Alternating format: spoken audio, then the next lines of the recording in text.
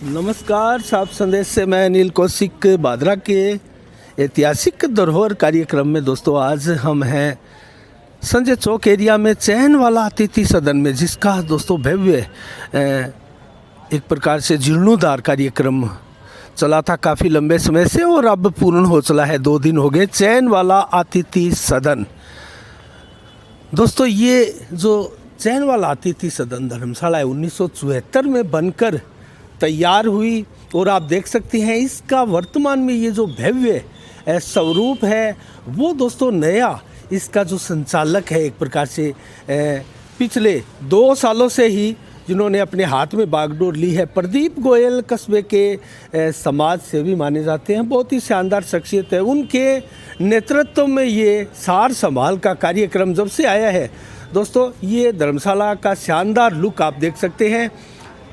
यहाँ देखिए आप, चैन वाला अतिथि सदन बादरा 1974, बहुत ही शानदार लुक, क्योंकि रंग रोगन के साथ यहाँ कुछ भव्य निर्माण भी करवाए गए हैं। प्रदीप जी यहाँ मौजूद हैं जो कि धर्मशाला की देखरेख करते हैं। नमस्कार प्रदीप जी। अनिल जी नमस्कार। तो प्रदीप जी, इस धर्मशाला को 1974 में, ये 70 के दशक में बनी थी और बहुत शानदार लुक वर्तमान में देखा जा रहा है। सैकड़ों शादियाँ अब तक इस धर्मशाला में हो चुकी हैं। तो किस प्रकार आपने इसका निर्माण किया, कहाँ से आपने जो है खर्चा इसका जुटाया है, क्योंकि उससे पहले तो यहाँ जितने भी संचालक थे इस धर्मशाला की देखरेख करने वाले थे, उन्होंने कुछ विशेष नहीं किया था। अनिल जी, आप जो है निर्माण की बात कर रहे हैं, ये तो 1974 में हुआ था। उस समय हमारे बड़े दादाजी है बनवारी लाल जी जी जी उनके देखरेख में हुआ था और हमारे चाचा जी थे रतन लाल जी, उन दोनों देखरेख में। वो चैन वाले जो है हमारे दादाजी के बाजी के लड़के हैं। अच्छा अच्छा अच्छा अच्छा। उनके हिसाब से वो बादरा का काम मेरे दादाजी देखते थे, बड़े वाले। अच्छा। जयपुरी गद्दी मेरे रियल जो दादाजी है 3 नंबर पे जयदेव प्रसाद जी, वो संभालते थे। और उसके बाद में 2-3 साल तो उन्होंने दादाजी ने संभाला। उसके बाद में कभी खदरिया, कभी डोबी वाले, कभी ये टेल्टिया, अलग अलग संभालते रहे, अलग अलग संभालते रहे। लेकिन अब जैसी भी हालत रही, मैं आपको कितना समय हो गया है यहाँ पर? अब दोबारा 2 साल से आप 2 साल से संभाल रहे हैं। 2 साल संभाल और काफी शानदार आपने कार्य किया है। हाँ। और ये कितनी लगभग आगे जो बाउंड्री हमने देखी थी अभी, कितनी बढ़ती वहाँ हुई? लगभग 3 या 2 फुट। हाँ अनिल जी, ये सड़क से पहले 1 फुट नीचे हो गया था, ये पूरी धर्मशाला हो गई थी। हाँ। अब ये सड़क से 2 फुट ऊपर हो गई है, तो ये लगभग 3 फुट की भर्ती 3 फुट की आपने भर्ती करवाई है इसमें। तो शानदार कार्यक्रम आपने यहाँ चलाया है। आप फर्श ये देख सकते हैं। इससे पहले इसका हमने इसकी कवरेज भी की थी दोस्तों, तो इसका अलग लुक था। और ये आप देख सकते हैं अलग अलग कमरों को जो तोड़कर है यहाँ एक भव्य हॉल बना दिया गया है दोस्तों, बहुत शानदार।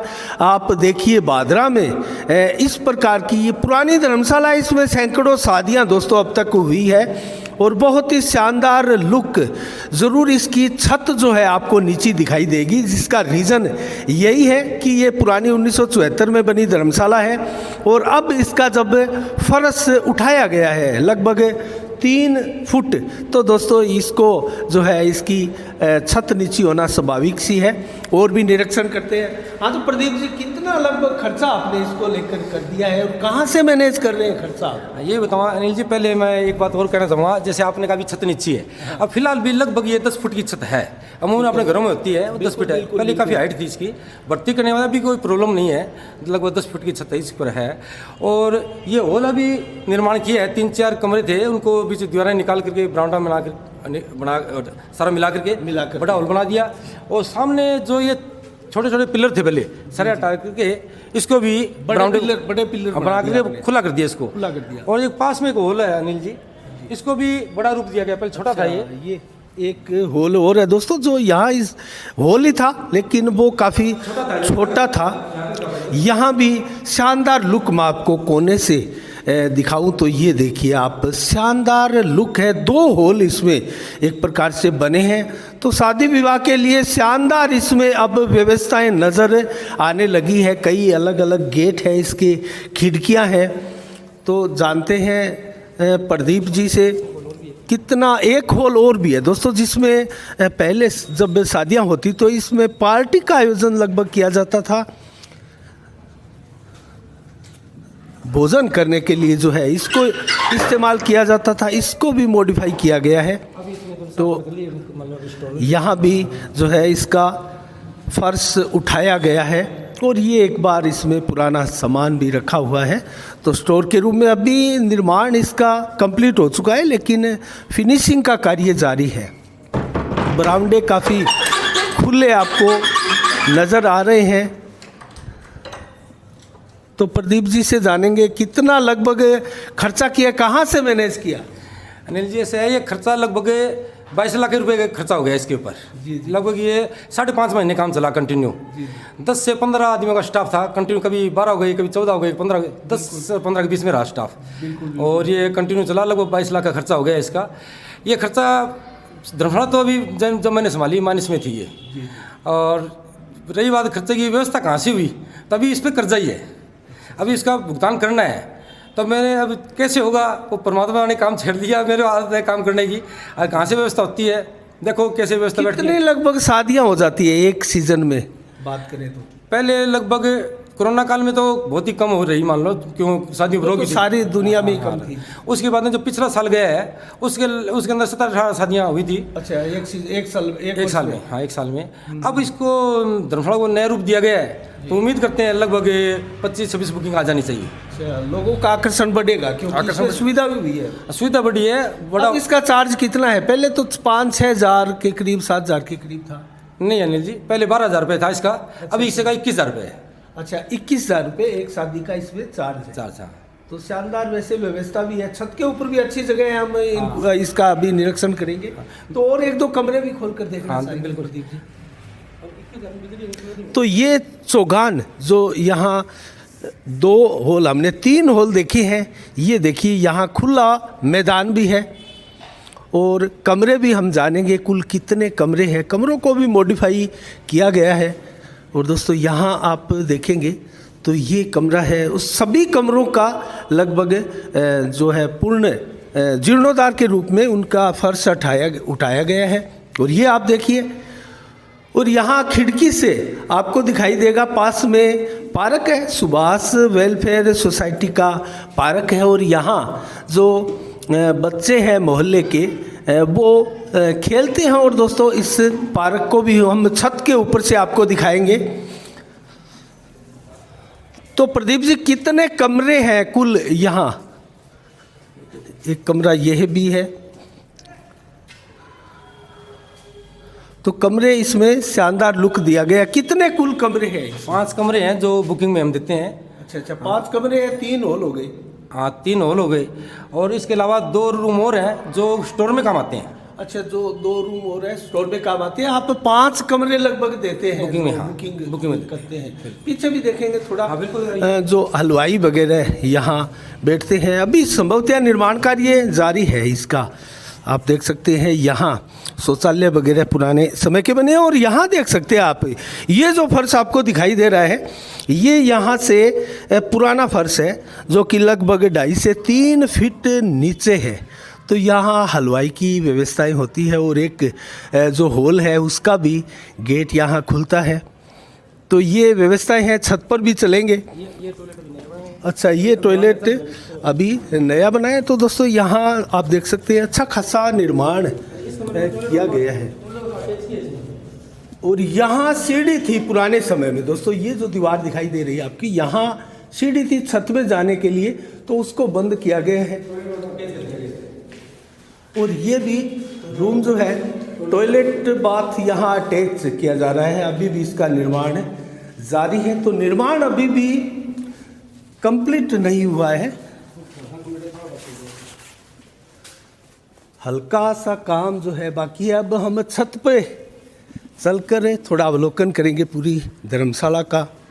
तो आपने देखा 5 रूम, 3 हॉल और शानदार व्यवस्थाएं। अच्छा, यहाँ भी टॉयलेट बाथ है क्या? अभी इसका काम चल रहा है। काम कंप्लीट हो गया, सिर्फ टॉयलेट बात है ना। अच्छा, थोड़ा सा बाकी है, मतलब 10 दिन। अच्छा, लेडीज और जेंट्स के अलग अलग पोर्शन बनाए हैं क्या? नहीं, ऐसा तो कुछ अलग नहीं किया। ये टॉयलेट बाथरूम इधर भी बनाए हैं। और उस साइड में भी हो गई और एक रूम के अंदर अटैच भी हो गए। चारों तरफ सुविधा पूरी हो गई, अच्छी सुविधाएं होगी। तो ये भी निर्माणाधीन ही है अभी। और अब हम चलेंगे सीढ़ियों से छत पर चलेंगे दोस्तों।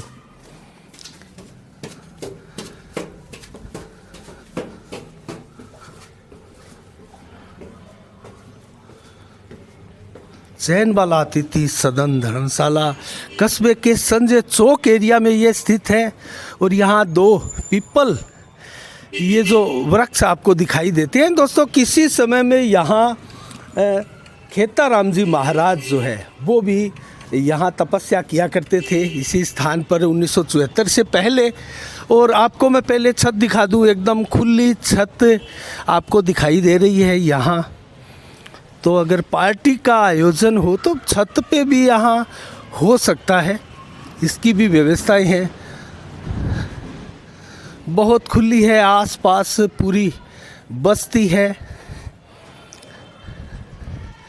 आप देख सकते हैं। पूरा मैं घूमकर आपको दिखाऊं। और ये पार्क मैं यहाँ से दोस्तों आपको दिखाऊंगा। सुभाष वेलफेयर सोसाइटी द्वारा, फतेहपुरिया परिवार द्वारा ये बनाया गया सार्वजनिक पार्क है ये। तो यहाँ आप देख सकते हैं बच्चे इसमें खेलते हुए आपको नज़र आ रहे हैं। ज़्यादा बड़ा पार्क ये नहीं है, लेकिन हरियाली के लिहाज से बहुत ही शानदार ये यहाँ पार्क का जो है वो आपको लुक दिखाई दे रहा है। और इसके पार्क के आगे से दोस्तों ये जो सड़क जा रही है वो राजगढ़ मार्ग की तरफ जा रही है ये सड़क। और प्रदीप जी से जानते हैं, अभी निर्माण चल ही रहा है प्रदीप जी? अनिल जी, निर्माण कार्य पूरा हो चुका है। सिर्फ जो टॉयलेट बाथरूम है ना, उसकी सीटें लगनी और टाइल लगनी बाकी है। बाकी कंप्लीट हो चुका है, रंग रोगन भी हो चुका है और कंप्लीट है करीब करीब काम। रंग रोगन का काम सिर्फ एक दिन का आज का पेंडिंग रहा है। सारा काम कंप्लीट हो चुका है। और इसकी क्या विशेषताएं हैं और अब कैसे इसकी बुकिंग कहाँ होती है, इसके बारे में हम जानना चाहेंगे कुछ। बुकिंग अनिल जी धर्मशाला में भी आके करा सकते हैं या फ़ोन पे भी करा सकते हैं। वैसे अपनी दुकान है मूर्ति चौक पे, प्रदीप गोयल के नाम से, पतंजलि की, वहाँ भी पतंजलि स्टोर, हाँ वहाँ भी करवा सकते हैं। और यहाँ विवाह शादियों के लिए बुकिंग होती है, कोई धार्मिक आयोजन, सामाजिक आयोजन, कोई मीटिंग वगैरह। इसके अलावा भी ये प्रोग्राम करेंगे, यात्रियों को रुकने के लिए भी ये धर्मशाला खोली जाए। अच्छा, जैसे सालासर का समय रहता है उस समय, और अन्य जैसे समय भी। जो भाद्रमान्य जो धर्मशाला है, जैसे टिकमनी धर्मशाला है, कृष्ण कीर्तन मंडल है, यात्रियों के लिए सुविधा रहती है। तो बाहर से आने वाले यात्रियों के लिए भी यहाँ रुकने की व्यवस्था करने की भी योजना है। हाँ। तो और क्या आगामी इसके जो आपकी प्रायोजना है, जो योजना है, क्या योजना रहेगी आगे? योजना तो अनिल जी ऐसा है, जैसे जैसे बजट की व्यवस्था होती रहेगी ना, तो मेरा तो मन है ये धर्मशाला को काम निर्माण करके चलता ही रहेगा। आप बता रहे हैं 22 लाख रुपए अब तक खर्च कर दिए, कहाँ से मैनेज होंगे फिर निकट भविष्य में, या जल्दी से तो ये पैसे आप मैनेज नहीं कर पाएंगे? अभी इसीलिए बोल रहे हैं, एक तो ये बुकिंग थोड़ा बढ़ जाए, और दूसरा ये यात्रियों के लिए खोल रहे हैं, तीसरा ये धर्मशाला के जो मालिक है, चैन वाले अपने परिवार के रिश्तेदार हैं, उनसे भी अभी चर्चा की है। अभी महीने 20 दिन वो भी देखो, उनका भी जवाब आ जाता है कैसे होता है। जैसे ही अगर पूरा मैनेज हो जाता है तो उसके बाद में इस धर्मशाला को आगे की प्लानिंग ये है कि जो भी रूम है, टोटल रूम को इसको अटैच लेटरिन बाथरूम किया जाए और टोटल रूम में एसी लगाई जाए। और ये जो बीच का चौक है इस पर भी शेड लगाया जाए। यानी काफ़ी योजनाएं हैं। अच्छा, अभी तो और खर्चा भी इसमें हो सकता है और इसकी शानदार लुक इसको दिया जा सकता है। हाँ, लेकिन मैरिज प्लेस के रूप में आप एक यहाँ इसको डेवलप कर रहे हैं। बिल्कुल अनिल जी, आप सही समझे हैं। इस यही प्रोग्राम है, अभी तक तो कंप्लीट है काम, लेकिन अगर और व्यवस्था जैसे जैसे पैसे होती जाएगी तो इसको आगे बहुत बड़े स्केल पे इस अच्छा प्रदीप जी, हम बात करें अगर मैरिज प्लेस की या फिर धर्मशाला में विवाह शादियों के लिए सुविधा की, तो ये धर्मशाला तो 1974 में बनी है, जैसा कि विदित है, हमारे दर्शकों को बता दूं। और बाद्रा में उस समय कोई भी मैरिज प्लेस दोस्तों नहीं होता था। आज मोती प्लेस हो या VDS प्लेस हो या फिर गौशाला की तरफ से भी एक बहुत बड़े दानदाताओं द्वारा जो जगह दी गई है VDS प्लेस के पास ही, हिसार बस स्टैंड से आगे, एक बहुत भव्य जो है वो प्लेस बन रहा है विवाह शादियों के लिए, और एक उत्सव मैरिज प्लेस भी है। तो ये आज अच्छी खासी सुविधाएं हैं, अनेकों योजनाएं भी अब लोगों के दिमाग में हैं। तो कहीं ना कहीं नौर कस्बे से बेहतरीन सुविधाएं बाद्रा में हम मान सकते हैं। इसको लेकर क्या कहेंगे आप? सही कहे अनिल जी, लोगों को आजकल बेहतरीन सुविधा चाहिए। मतलब ऐसी रूम हो, लेट बाथरूम अटैच हो, और शहर के अंदर है ये चैन वाली धर्मशाला, चारों ओर इसकी गली लगती है। इधर बाईवाला चौक है, इधर संजय चौक है, यानी अच्छा लोकेशन है और ये धर्मशाला का अच्छा लुक भी अब आ गया है। और ऐसे जैसे सुविधा बढ़ती जाएगी तो ये मैरिज प्लेस से सस्ता होगा और सुविधा काफ़ी होगी इसमें। जितना खर्चा किया है और जो सुविधाएं आप इसमें दे रहे हैं, अभी डेवलपमेंट जारी है, उस हिसाब से इसका खर्चा जो है बहुत सीमित है, काफ़ी कम ही है, यही कहा जाए। बिल्कुल सी। अभी जो मैरिज प्लेस जो ले रहे हैं उसे तो काफ़ी कम है, धर्मशाला कैसे ले रहे हैं हम तो मैरिज प्लेस एक लाख रुपए का चार्ज मान लिया जाता है, लेकिन ठीक है, उसमें अच्छा सा गार्डन और थोड़ा स्पेस बहुत ज़्यादा होता है, इतना ही अंतर लगता है। अंतर तो होता ही है अनिल जी, लेकिन वो एक बिजनेस के तौर पर होता है। ये धर्मशाला तो आप समझते हैं ये सेवा के लिए होती है। ये तो मतलब एक मिडिल क्लास आदमी, लोअर क्लास आदमी भी है ना, अपनी शादियाँ आराम से कर सके पूरी फैसिलिटी के साथ। क्योंकि मैरिज प्लेस बन रहे हैं प्रदीप जी, वो कस्बे से काफ़ी दूर है और ये एक शिकायतें भी लोगों की रहती है, क्योंकि ये धर्मशाला जो है वो कस्बे के एकदम बीच के बस्ती में बीच में बनी है। जो समस्याएं खास आती है वो पार्किंग की आती है, और विवाह शादी अक्सर कस्बे में जो है देर शाम को या रात्रि के समय आयोजन होता है, तो उस समय वैसे भी पार्किंग की समस्याएँ कमी रहती है। संजय चौक बिल्कुल खाली रहता है, तो क्या कहेंगे इसको लेकर? पार्किंग यहाँ कोई दिक्कत नहीं है, धर्मशाला आगे खुद की भी पार्किंग की व्यवस्था है, और इसके अलावा संजय चौक भी है, भाई वाला चौक है, चारों तरफ गलियाँ भी लगती है। पार्किंग यहाँ कोई दिक्कत नहीं है, पूरी फैसिलिटी है यहाँ पे अन्य जगह को देखते हुए। और ये कहना चाहूँ, पार्किंग व्यवस्था, भोजन की व्यवस्था हॉल जो बनाया है, तो अंदर जो कभी बरसात का मौसम हो गया, प्रतिकूल मौसम है, तो टेंट के अंदर भोजन नहीं कर पाते हैं, तो अपना बड़ा हॉल बन गया है, इसमें भी कोई दिक्कत नहीं है। तो सारी व्यवस्थाएं धीरे धीरे बढ़ा रहे हैं, और शहर के बीच में होने से लोगों को फायदा है। मैरिज प्लेस में हर आदमी पहुंच नहीं पाता है, व्हीकल होगा तो वही जा पाएगा, पैदल नहीं पहुंच पाते हैं। तो ये तो शहर के बीच में है, किस चीज़ की आवश्यकता है तो बाजार से ला सकते हैं, किसी को इनवाइट किया है तो वो भी आराम से आ सकता है, तो हर तरह की सुविधा है यहाँ पे। तो एक आपने पुरानी धर्मशाला को नया लुक देकर बहुत ही शानदार तरीके से डेवलपमेंट किया है, और अभी भी निर्माण जारी है। क्या संदेश देना चाहेंगे कस्बे के लोगों को, क्या कहना चाहेंगे आप इस धर्मशाला के बारे में? मैं तो सभी लोगों से ये कहना चाहूँगा, जो भी दर्शक इसको लाइव देख रहे हैं, सभी से ये कहना चाहूँगा कि एक बार ये धर्मशाला आगे अवलोकन जरूर करें, और इसके बारे में कोई भी अपना सुझाव है, अमूल्य सुझाव भी अवश्य दें। और जितने भी आपके सामाजिक धार्मिक या कोई प्रोग्राम है, कोई गेस्ट आते हैं रुकने के लिए और के लिए, तो धर्मशाला के अंदर ज़्यादा बुकिंग कराएं, जिससे आमदनी बढ़े और हम इसकी अधिक से अधिक फैसिलिटी यहाँ पे दे सकें गाँव वालों को। कोई वैसे आता है, कोई यात्री है तो रुकता है, एक रूम अगर आपसे किराए के लिए मांगता है, तो उसका चार्जेस वगैरह क्या रहता है फिर? अगर एक व्यक्ति रुकता है तो उसका 150 रुपये रहता है। अच्छा, 150? हाँ, 150 रुपये एक पर व्यक्ति का। और पूरा एक रूम बुक कराता है तो उसका 500 रुपये रहता है। अच्छा, पूरा रूम 500, उसमें अधिकतम 3 या 4 बस। अच्छा, एक रूम में। तो मतलब सब कपड़े वगैरह, रजाई, कंबल, सोडिया सब देते हैं आप? इसमें अपने पास रजाई है और गद्दा भी है। अच्छा, रजाई गद्दे वगैरह है। तो यहाँ बर्तन की भी व्यवस्था है क्या प्रदीप जी? फिलहाल अनिल जी नहीं है अभी। हाँ, भावी योजनाओं में है। तो पुराने समय में तो यहाँ हुआ करती थी बर्तन की व्यवस्था। हाँ, जब ये धर्मशाला दादू जी ने बनवाई थी तब तो यहाँ काफ़ी व्यवस्था थी। ये सुनते हैं, मतलब पैदा भी नहीं हुआ था, 1974 में पैदा हुआ था, तब ये धर्मशाला बनी थी, लोग बताते हैं। और उसके बाद में पता नहीं उसका क्या हुआ क्या नहीं, मैं ज़्यादा विवाद में नहीं जाना चाहता, और क्योंकि मैं विवादों से दूर रहने वाला। अच्छे खासे बर्तन थे। चलो नीचे चलते हैं और बात करेंगे इस विषय में। तो दोस्तों, इसमें पहले अगर पुराने समय की बात करें तो पर्याप्त व्यवस्थाएं थी, लेकिन आधुनिक वर्तमान के समय को देखते हुए वो व्यवस्थाएं हम पर्याप्त नहीं मान सकते, और यही कारण है कि प्रदीप गोयल जो कि हमारे साथ वार्ता कर रहे हैं, उन्होंने बहुत ही शानदार तरीके से इसको डेवलप किया है। दोस्तों, यहाँ से अगर देखें आप तो ये संजय चौक के एरिया है जो आपको दिखाई दे रहा है, और इसके आगे का ये दृश्य आप देख सकते हैं खाली, इसको पार्किंग भी समझ सकते हैं आप।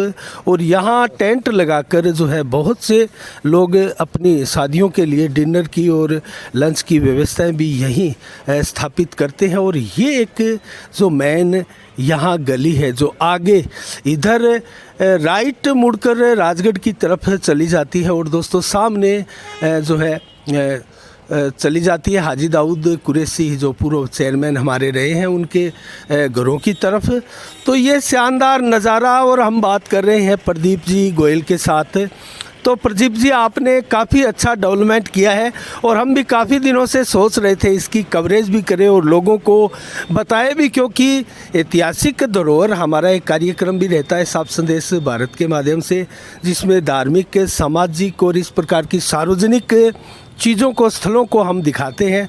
तो क्या संदेश देना चाहेंगे और लोगों को हमारे जो चैनल की इस प्रकार की योजनाएं हैं जिससे दर्शकों को पता लगे ऐसी चीज़ें भादरा में हैं, तो क्या मैसेज देना चाहेंगे इसको लेकर? अनिल जी, आप सही कह रहे हो। जो अपनी सामाजिक धार्मिक जितनी भी गतिविधियाँ हैं वो दिखा रहे हैं, बहुत बढ़िया काम कर रहे हैं। आप हर एक क्षेत्र को छूते हैं आप।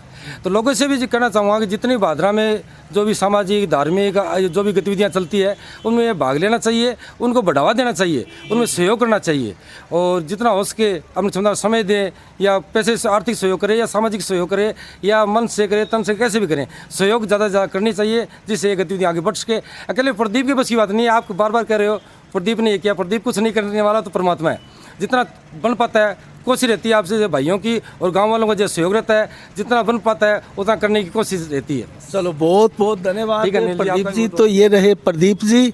और दोस्तों, यहाँ हम कवरेज करने के लिए काफ़ी समय से यहाँ देख सकते हैं। और दोस्तों, एक चीज़ मैं वो और यहाँ इसको विराम देने से पहले आपको बताऊँगा, पास में ही बाएं वाला भी चौक है दोस्तों। तो इस धर्मशाला के अटैच में यह सामने आपको जो दिखाई दे रहा है, जो रेडी खड़ी है, मैं जूम करके दिखाऊं तो ये बाइक जो जा रहा है ये बाएं वाला चौक है। यहाँ भी अगर भव्य शादी का समारोह का आयोजन करना कोई चाहता है, बड़ी शख्सियत है, तो इसमें टेंट लगाकर और ये धर्मशाला बुक कर भी बहुत सी शादी विवाह जो है यहाँ संपन्न होते हैं। तो बहुत बेहतरीन सुविधाएं दोस्तों, कस्बा लिहाज से और भादरा की लिहाज से और किसी भी मैरिज प्लेस से हम इसको कम नहीं आंक सकते। तो कैसी लगी आपको कवरेज चैन वाला अतिथि सदन की? दोस्तों ज़रूर कमेंट बॉक्स में हमें बताइएगा।